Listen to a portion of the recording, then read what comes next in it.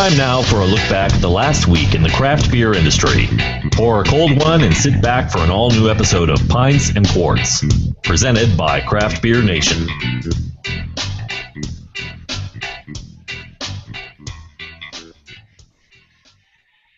Well, hello, everybody. Welcome back to another episode of Pints and Quarts, a show presented to you by Craft Beer Nation. I'm your host, Matt Miller, joined tonight with Randy Gardner Jr., Lola Laracy, Doug Nolan, Charles Dunkley, and Gil Mello. It is episode 23 of our fine new little show here, and today is, we're on to the 13th of November, 2014. And we're glad to have some guests join us from the place called Huguenot Hops. It's a hop farm in and around Richmond, Virginia, and we are here with the co-founders, co-owners, co-planters, co-waterers. I guess they do everything there. Devon, Kistler, and Kurt Stanfield. Gentlemen, Yay! Thanks for joining us tonight. We had you on this week, and we wanted to kind of rush your appearance on here. We normally schedule things a little further out, but you guys have a Kickstarter going on right now, and we thought, let's get you on the air live now and get as much exposure for your little Kickstarter as possible. So, that was our introduction. So tell us a little bit about how you guys decided to become hop farmers and where the idea and where the drive for this came from. Okay, well, Virginia craft beer industry has really been growing a lot the past 2 years, and there have been a lot of small hop yards starting up. Last year, Kurt and I decided to expand our hop yard. We had 70 plants originally in the ground, and there was just so much more demand that we decided to expand. So right now we're at 1.25 acres with 1,200 plants. And we sold everything we had, sold it all wet last year, and we need to grow. But we've kind of expended a lot of the capital building up the infrastructure for the hop yard, poles, irrigation, plants, and all that. So it's time to grow, and we need to expand. We're actually hoping to double this year to provide more for Virginia craft breweries. Fantastic. So tell us about the expansion. I mean, what are you trying to where you said you started with 70 plants, but I think on your website you've got more than that now. Yeah, currently we have 1,200 plants that make up 3 varieties. We grow Cascade, Nugget, and Zeus, and we'd like to double that to 2,400 plants. We'd like to add 3 more varieties to have 6 varieties total in our portfolio. We're thinking about and kind of working with, we want to add Chinook. We're tinkering with thinking about adding Cashmere. And if the right person gives to Kickstarter, they can help us decide on that 3rd variety for Huguenot hops. Cashmere is a relatively new hop, right? Very new, yeah. We work a lot with Great Lakes hops up in Michigan. They've had a trial going on for a year. It has some characteristics for like Centennial, which does not grow particularly well in Virginia. So that's why we're kind of working with them to decide if that's the route we're going to go with our Kickstarter campaign and do that kind of investment to put that particular section would be 350 plants. So quite an investment to decide. But that's why we work with Lynn up at Great Lakes Hops to decide those kind of situations. So you think it's more viable to increase the variety rather than just increase production on what you have? Well, we feel like we have this golden opportunity. We feel very comfortable with the 3 varieties we're growing. We sold out of everything we had, even though 1,000 of those plants were first-year plants, and our yields, we think we're probably going to have 1,500 pounds this year of wet hops total if we don't expand at all. But we feel like with our name brand, all the connections we've met, people that have called us and are dying for wet hops, and that wet hop movement seems to really be growing here in Virginia. We feel like we have this great opportunity as the local hops guys to really take advantage of that. And I also think that having additional varieties expands what the brewers can do. Right now, we're growing Zeus, we're growing Nugget, we're growing Cascade. So we have a broad spectrum of flavoring hops, bittering hops, and what we don't have is aroma hops. But we want to be able to provide brewers more opportunities to get different types of hops from us. So is the wet hops kind of a niche you found, or you're thinking for future, like moving to? future ways Virginia is really young in its hop industry. We're kind of way behind the curve on where the craft beer industry is. So wet hops is a good way for new farmers to get into the industry. They can grow a third of an acre or up to a half an acre, and they can usually sell those all wet. But once you get past half an acre of hops, you really need to be able to dry hops and process them. So the niche market for wet hops is definitely there, but there's a small number of brewers who can actually use wet hops and are interested in using wet hops. Well, to be relatively new, I got to tell you, I feel like you guys are in an awesome area to be new, considering the craft scene around Richmond is absolutely exploding. Well, not just Richmond, but just Virginia as a whole. I mean, from big name breweries also to small regional breweries. So, I mean, I think you guys are definitely in a good spot to be relatively new to the industry, and not to mention having a heavyweight like Stone, who's going to be coming to Richmond here pretty soon, and we all know that Stone loves to do collaboration beers, and so I would also expect that they'd want to do some collaborating with local hop growers or local maltsters. I don't know if there are any maltsters down in Richmond, but I mean, I think that you guys are probably, primed to have some things take off for you as long as this Kickstarter goes well for you. Well, we sure hope so. We actually sent an email to Stone Brewery welcoming them to Richmond and introducing them to our hopyard. So, and as far as the breweries that are supporting us, this past season we sold to Aleworks, we sold to Hardywood Park, we sold to Three Notched Brewing, we sold to Strange Ways. So we've got a lot of local support as far as the wet hop ale. But again, you can only produce and distribute so much wet hop before you need to get into that new area of processing. So Kurt and I have invested in a processing facility on our farm. We can pelletize and package hops and dry them.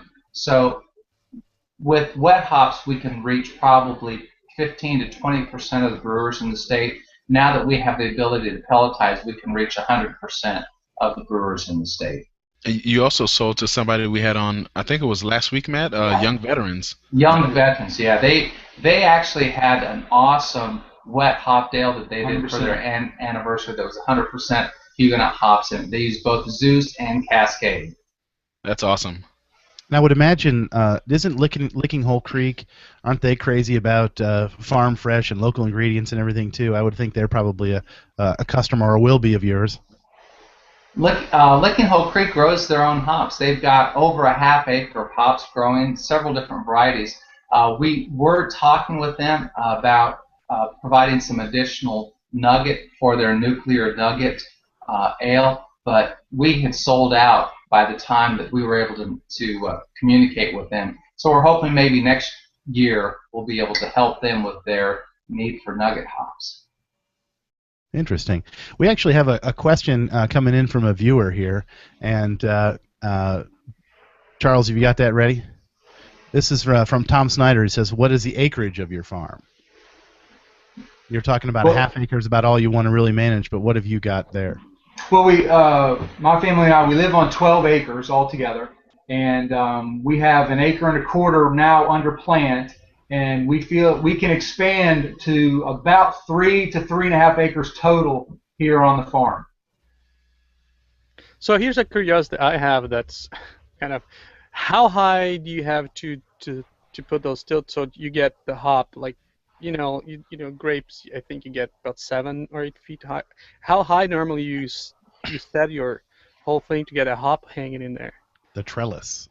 Trellis, yeah. All right. Well, our trellis system is a tall trellis. There's actually 2 types of trellis systems that are predominant in Virginia. A short trellis system that is built with 16-foot poles. They drop 3 to 4 feet in the ground, so the hops climb anywhere from 12 to 13 feet. Kurt and I went for a more industrial version. We use 25-foot poles, so our hops grow 21 feet in the air, and it takes some special equipment to be able to get them on a piece of twine up in the air, and then take some special equipment to be able to harvest them later when it's time for harvest season. But Yeah, we you feel saw like from a commercial perspective. I saw that big ladder you guys built so you can get all the way up on top. That's pretty cool. Yeah, that was fun. That didn't look like the sturdiest piece of equipment. That's Oh, come on, it's sturdy. Yeah. You just got to be brave. you put me on the top, and there'd be a bit of a sway. I think, a pendulum. Yeah. You'd be fine. You'd be fine. Well, what if we wanted to race it? It had some pretty good looking tires on it. So No racing in the hop yard. It's prohibited. OSHA violation. That's right. That's right. So you said that there's still not many breweries that can do wet hops on your area. Does it happen also being so close to some of the breweries give you an advantage for that wet hop, because people probably want that hop to be on their brewery right next day? Does that help you with having a market built around where you are right now, or does it make it? Well, the challenge really is with the brewers. Using wet hops is a challenge for them because their equipment is accustomed to pellets, and using whole hops, it's going to clog up some of the filtration system and cooling systems that they have in place, and the pump lines. So a lot of folks aren't willing to take that chance and get their equipment clogged up. Being close to the brewery, I think, doesn't necessarily have a strong advantage for us. What really is important is building a relationship between the hop grower and the brewer. It's kind of like the European model rather than the Northwest model, where everybody grows hops and sells them to a processor, and then the processor sells them out to the breweries. For us, the brewers, I think all the brewers, with the exception of one, came out to our hop yard, walked through the hop yard, got a chance to smell the hops. We gave them a report on the hop analysis, and they purchased the hops. So it's a little different model. Being close is good, but that doesn't always guarantee that they'll buy wet hops. So does your terroir or your ground, like you said, you plant Cascade? Is that what you're doing right now? Yeah, we're growing currently Cascade, Nugget, and Zeus. So do you feel a difference on flavors, from hops that are grown in different parts of the country? Is it very drastic, or just a slight change, or? Well, we feel like there is going to be a difference with Virginia soils versus soils out west, or even in Michigan or New York. We've actually been working with not only us, but a co-op we belong to called the Old Dominion Hops Co-op. We've gotten some results back from Virginia Tech and some of their scientists there that have shown that there are some different oil levels in the hops here in Virginia compared to what some statistically we see out west. So it's still new, but we do think, kind of like in the wine industry, that we are going to have different hops here in Virginia than we're going to see from out west, for sure. And what do you get out of what does the Zeus hop bring? I'm familiar with Cascade and Nugget, but Zeus, I don't really have a lot of experience in terms of beers with it. So what does that bring to the table? Well, Zeus I think it's a really misunderstood hop. People usually categorize it with Columbus and Tomahawk, and they refer to it as CTZ because it's a high alpha hop. It's usually used for bittering, but Zeus is actually a different variety from Columbus and Tomahawk. It has traits of Cascade, so it's a little bit citrusy. And I actually am a home brewer, and I did 3 different single hop ales last year, and our favorite was the Zeus, just because it not only does it impart a really great hop flavor, but it has a unique aroma. And I think that there are some unique characteristics being grown here in Virginia that for me personally, it has a more pleasant bitterness than what I would get if I bought something off the internet that was a Zeus hop.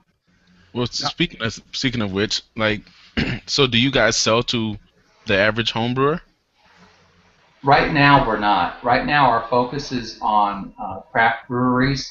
We do invite the home brewers to come out to our hop harvest, and last year we gave some hops to the home brewers who helped with the harvest. We sent them home with some hops so they could do a harvest ale of their own, but we don't currently sell to home brewers. That's a whole different market.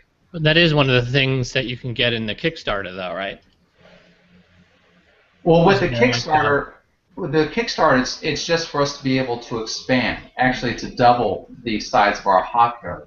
We will have the pelletizing and the packaging facility to be able to sell, but being able I think to... Charles. I think it's Charles one of is the packages, though, right? Like one one of of the the rewards. Kickstarter packages is a reward. You do get free pellets, yeah. Yeah, you can get free pellets at a high level if people want to contribute. Yeah. Um, Doug, question.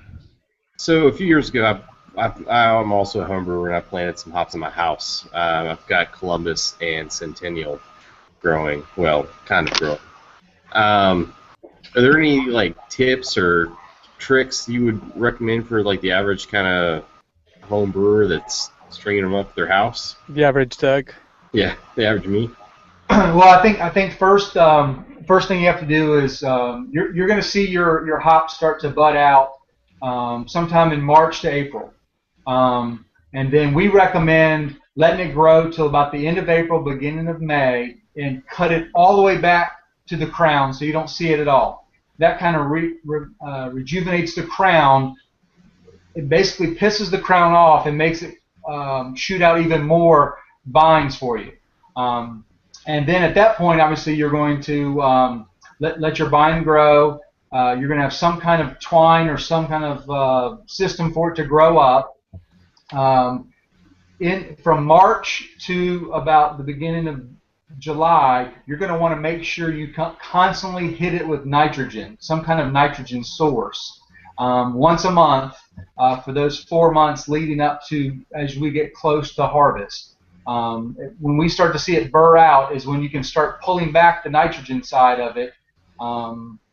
It just needs to be well-drained soil. I know a lot of home brewers grow in pots or buckets. We hear a lot of that here in this area about people growing. You just have to make sure those crowns have to be dried out and it cannot be soaking wet. So if you're a home brewer or somebody growing hops at your house, make sure that you water it, but make sure you let those roots dry out.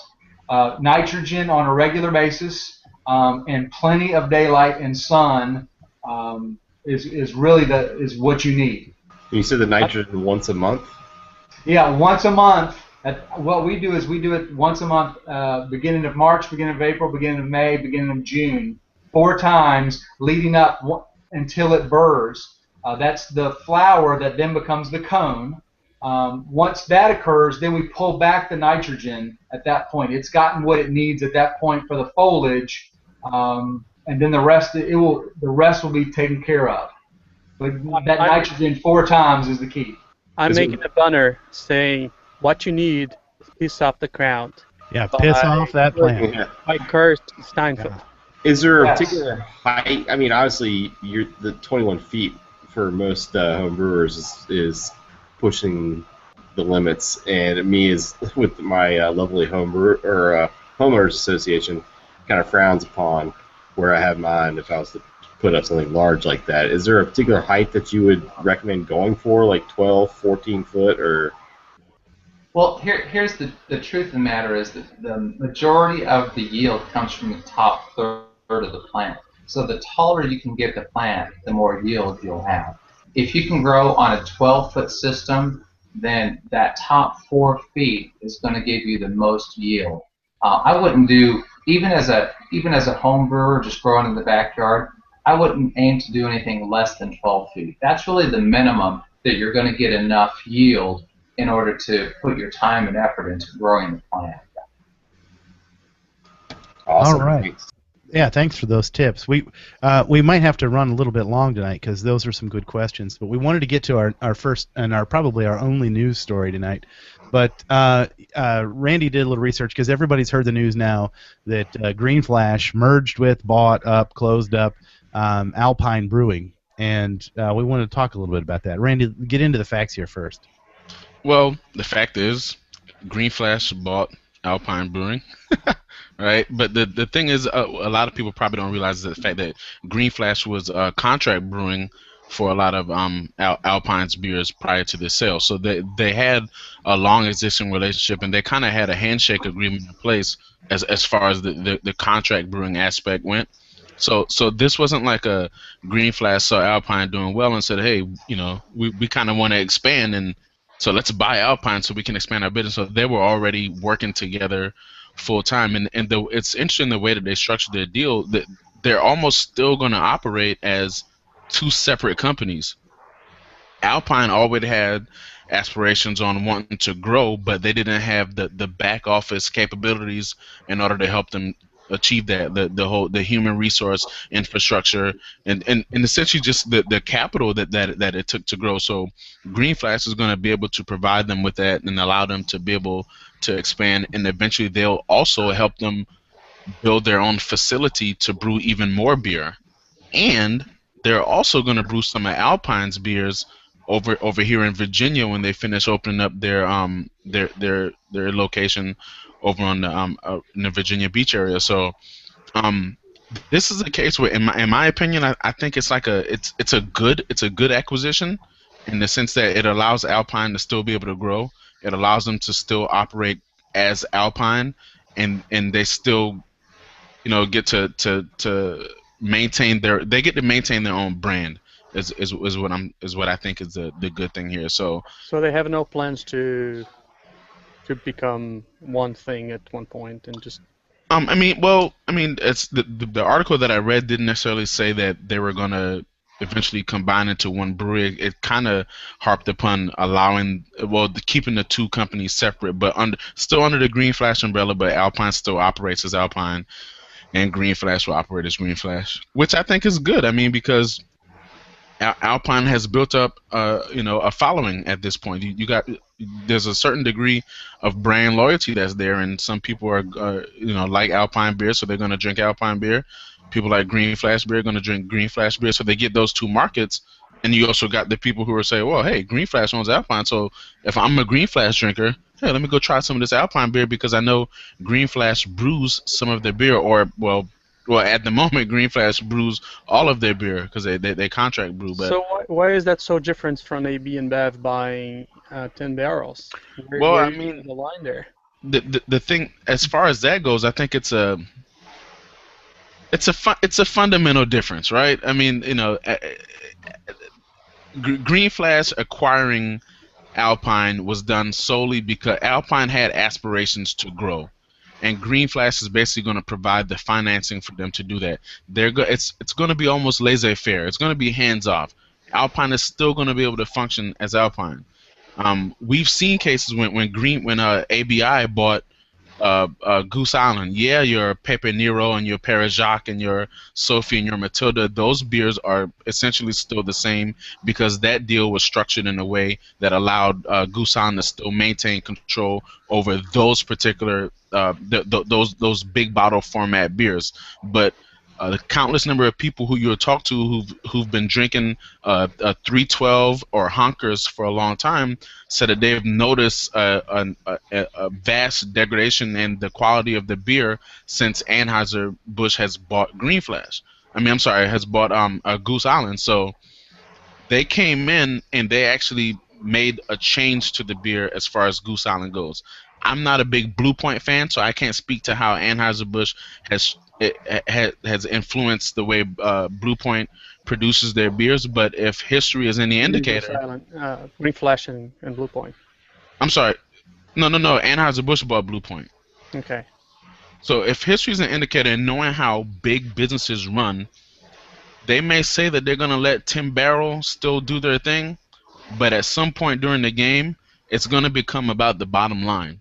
And a lot of people say, oh well, as long as they keep making good beer, I don't care. Well, there's something to be said about the fact that people don't care. One of the articles I spoke about, there's this one guy in the article was livid. He's from the Pacific Northwest, and he was livid about the fact that 10 barrels sold to Anheuser-Busch because essentially the way I feel too is craft beer. Yeah, we want those guys to make money. That's why we like their beer and we patronize them because we want them to do well. We want them to continue making this product that we love.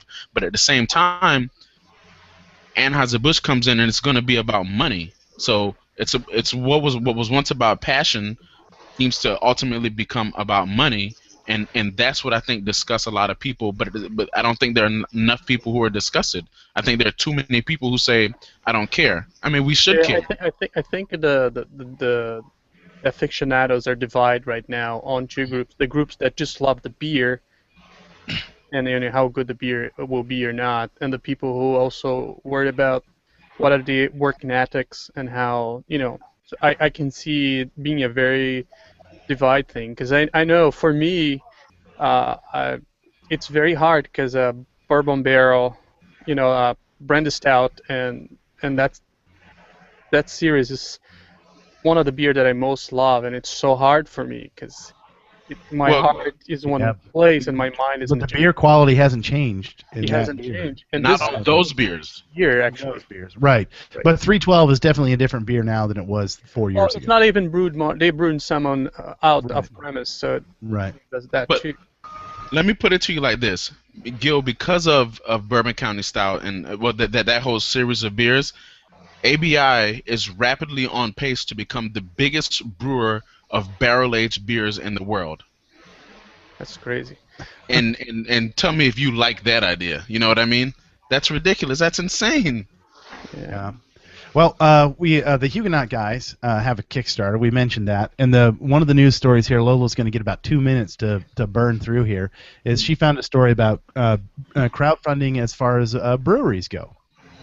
Well, this is probably similar to your setup. The article is about 3 different campaigns, and the majority of them already had a lot of the equipment and a lot of what they needed to start. They did the Kickstarter in order to get sort of extras, other things that would help with their business. But they already had, in some cases, $75,000, or in Stone's case, they already had millions of dollars. So it's not that they needed the Kickstarter, it's just that in one case they did it purely for financial information. What was it? It was the first one. I can't remember right now which one it was, but they said, it was Todd Mott from Tributary. He said, we realized we could generate more money or get another loan, so it was really important that we had the credibility. And anyways, they said basically they did it to get in touch with potential fans, people who would want to come to their breweries. And they also said don't try to do it without already a base of money, a base of equipment. Another company did do it without having anything else. This was their sole source of income. And 3 years later, they're still trying to get up off the ground. But they're positive, and they're still working toward it. Yeah, we had a brewery here in town try to use crowdfunding 2 years ago, and he came up way short because he was trying to create a following with a crowdfunding campaign instead of manifesting some money from your following. And I think so it's a tough balance, and I guess from my perspective, it's only $50. I spend $50 on way stupider things. Why not give an opportunity to help someone in Virginia or someone local to me make their business better? So hopefully that's how people are viewing the Huguenots Kickstarter as well too. So sure, with the crowdfunding, I do agree. I think trying to fund somebody who's starting from scratch is more challenging because you don't know if they can achieve it. But funding for somebody who's been established and is just wanting some extra funds to grow, whether it's a brewery or a hopyard or another industry, they've got a proven track record. So hopefully that's where we're coming. Well, cool. We're going to move right on into our review of the week here. This comes from Kevin Parsons. Posted a Google Plus post, and then he links back to his blog, beefsbrewery.blogspot.com. And he reviews Beavertown Bloody L, a blood orange IPA from Beef's Brewery in London, England. So apparently Beef's Brewery is his brewery, and he's reviewing his own beer, is probably my guess, but the blog is beefsbrewery.blogspot.com. But anyway, I love his description of the taste here. So this is a quote from his review. Uber juicy. Notes of sweet blood orange and slightly sour lemons dominate the palate. The flavor soon mellows to become more vinous and reveals base notes of sweet caramel and crunchy biscuits. The finish is mildly bitter, partly from the hops and partly from the additional orange zest, and feels slightly juxtaposed against the juicy start. This is a perfect beer to enjoy with a spicy pepperoni pizza, as it cools and cleanses the palate on every sip. Juicy, juicy. So we're coming into fall seasonal, winter warmer porters and stouts, and I just wanted to get one last juicy IPA story in here. So, so that was our review of the week. Thank you, Kevin Parsons. We will reshare that on the community here and get a little more attention for it. The beer highlight, Gil. What have you found as our highlighted release of the week? Gil is muted. You're gonna have to start Sorry. over there. I tried to make sure that I wasn't making notes, but the beer highlight review for this week is Stone Brewing Southern Chard. So this is their second release, I think. So they have a return. So they have an attempted release for November 10th, and that's part of their series. So this is going to be the 2014 Quingente Millilitri series, which basically means in Latin 500 milliliters. So in this case, you said that so well, bro. I studied Latin in school, so that helps. So that's gonna be so it's a 5 ml bottles, and they're gonna be cork and cage, and I think it's gonna be in addition to the whole, double bastard ale. They're actually the brewer. They're calling kind of the bastard ale big brother, and it's a pretty interesting how they did this. So I was told that this beer was aged in 3 different groups. They did the volume, and 51% of the beer was done in Kentucky bourbon barrel for 10 months, and then 8% on a charred American oak barrel for another 10 months, and then about 41% they did a second use on the Kentucky barrels, and that was for 13 months, which is pretty amazing. So this is. It's going to be about 11.2 ABVs, which is a little lower than last year. I think the last time, they did, I think, was 13 something. I have to look. I might have the bottle still. And now I know it was between 80 and 100 IBUs last time, but they have this thing saying classified, so they're not disclosing the bitterness this year for some reason. Probably some marketing reason, I don't know. But I had it last year. It was a really good year from last time, and it was a really good beer from the whole group that they did. This was my favorite beer, because some of their beers kind of burned me inside last year, and this one was actually very, very nice. So yeah, keep a lookout for the Bastard Ale Big Brother. This is gonna be a big. The malt bill is just gigantic in this beer. Gil, so you said some of their beers burned you on the inside last year. If you had Crime and Punishment, it burned you on the outside. Burned you on the outside too. That was too much. Be careful of that As thing. I like to say, the aftermath was not good. So yeah. Keep an eye for the Stone Brewing Company Southern Chard. It's supposed to be. I think they were not sure yet, but I think the attempted date is November 10th. And it's a good beer.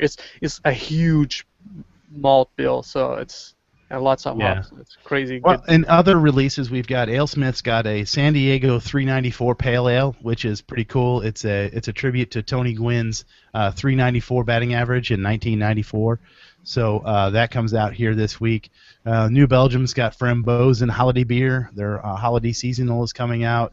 Altec Lexington has got a Honey Barrel Brown Ale, bourbon barrel aged with ginger and honey, coming out next week. Left Hand in Colorado has got the Wake Up Dead Oaked Aged. That's a big Russian Imperial Stout with oak in it. That sounds pretty good. Want. Want. Victory has got Earth Bread, Earth and Flame, Bourbon Barrel Aged Smoked Scotch Ale, coming out on the 26th of November. Deschutes from Bend, Oregon has got their 2014 Abyss coming out. Imperial Stout 11 ABV, that is out today. And that is, if it's anything like previous years, that's one you got to go try and find. Noda's got their Monstro Russian Imperial Stout, aged on barrels of Pappy Van Winkle. Lagunitas has got Brown Sugar coming out, a 9.99% ABV. That's coming this week. Yeah, we're going to have to search some of that. That's a great beer from them. Hangar 24 Barrel Roll number 5, Chandelle Sour Blonde.